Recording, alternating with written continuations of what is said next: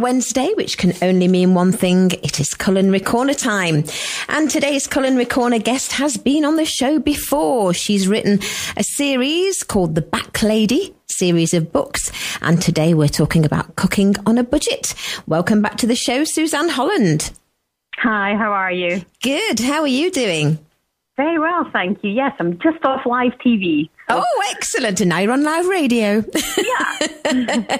Well, I think it's the perfect timing for this book, Cooking on a Budget, because everybody is trying to save money at the moment, aren't they?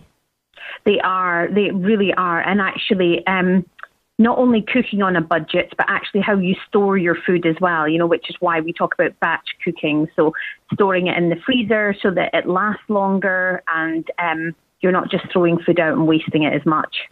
Yeah, and I believe that if you don't keep your freezer full, it can cost more electricity. Is that true?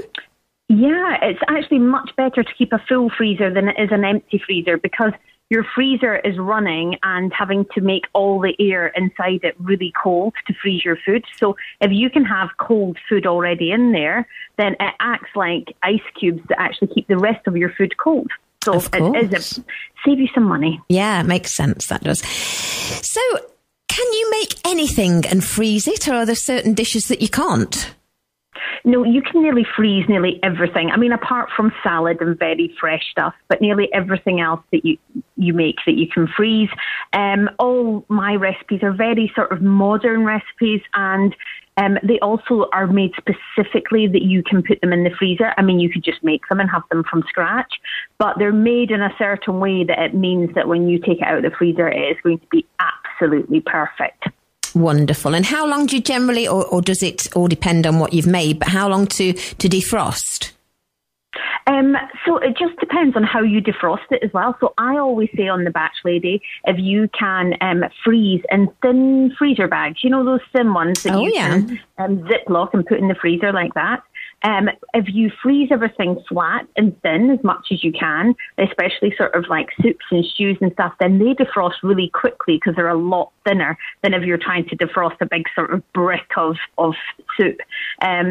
And if you actually, a good top tip is to put a bag like that or a little tub in some freezing cold water in your sink or in a bowl, and within about 15 minutes, it will defrost. Really? What a great idea. I tell you another tip, because I always forget to do it, and that's put a label on. Yes. We often say you don't want to end up with a UFO, an unidentified frozen object. You never know. Are you going to get beetroot soup, or are you going to get ice cream? Ice cream, yeah, because you can't tell once it's frozen, it's got all the ice on. You can't exactly tell what it is. No, but, you know, even as the Batch Lady, I occasionally do it. I go, I'll just put it in, I'll know what it is. No, you won't. You will never know. Yeah, trust us on this. Now, there are over 100 delicious recipes. Can you give us some examples of what sort of things are in there?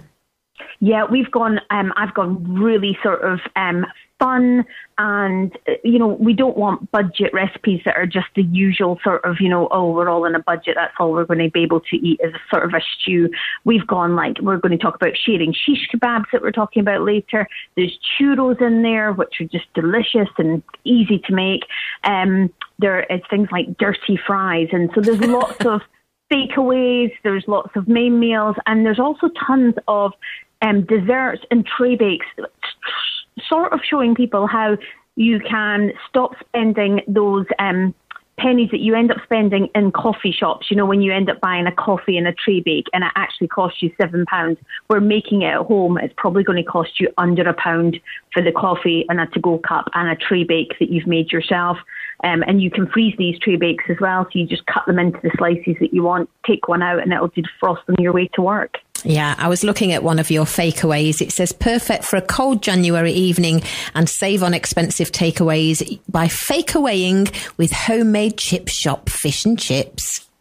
Yeah. Sounds lovely. There's tons like that you can do homemade, and that you still feel like we all still want those lovely treats on the weekend. We all still want our slice of cake and coffee, and you can do that very easily by following my methods. Yeah. And what are, because I believe this is much requested, 10 meals in an hour?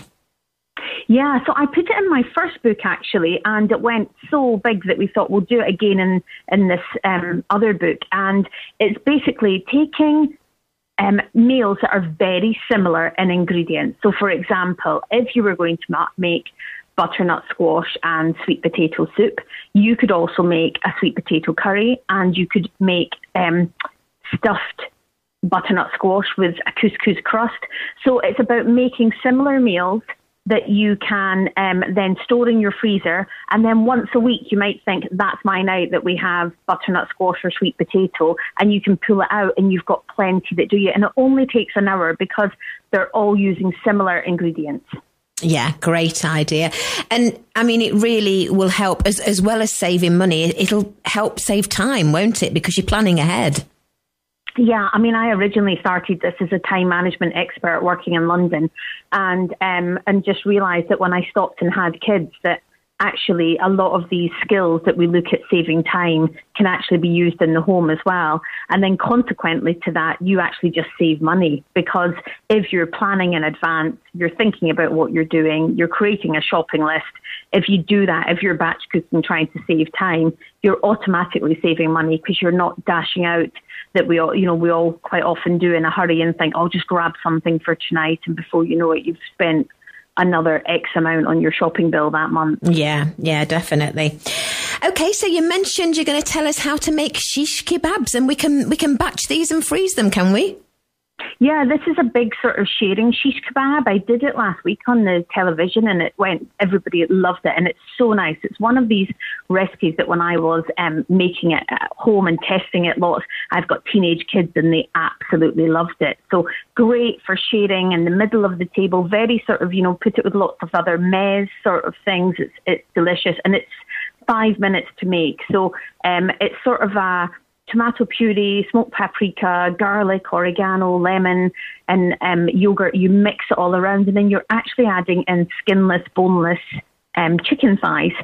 And then you just get your 2 kebab sticks, and you sort of just put them onto the, how would I describe it on the radio? Oh, it's quite hard, isn't it? You would sort of use both sticks and pull them together. So you end up with what looks like a long kebab sort of shape. Right. And then you're just grilling it on both sides. If you can leave it to marinate longer, brilliant. But grill it on both sides, and then you're just slicing it and having it with flatbreads and yogurt and things like that. And before you cook it, you can I always say, if you're going to make one, make 2. So basically make one, put it under the grill, and you've got the other one, just put it in your freezer raw, ready for another night. Great stuff. Sounds wonderful. Is that in the latest book? That's in the latest book, yeah. And in the book, I also do included in that recipe is things called half and half. So if you're on an even tighter budget and you can't afford the 8 chicken thighs, or you don't want to spend that amount of money, you can actually just buy a pepper and substitute some of the chicken thighs for slices of pepper, just to again reduce your budget down.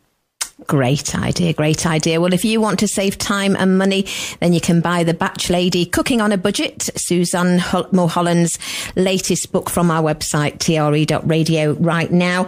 Now, I know that you have an Instagram page, Suzanne, because I'm just looking at a chance to win Follower Friday. Are you still doing that for our listeners?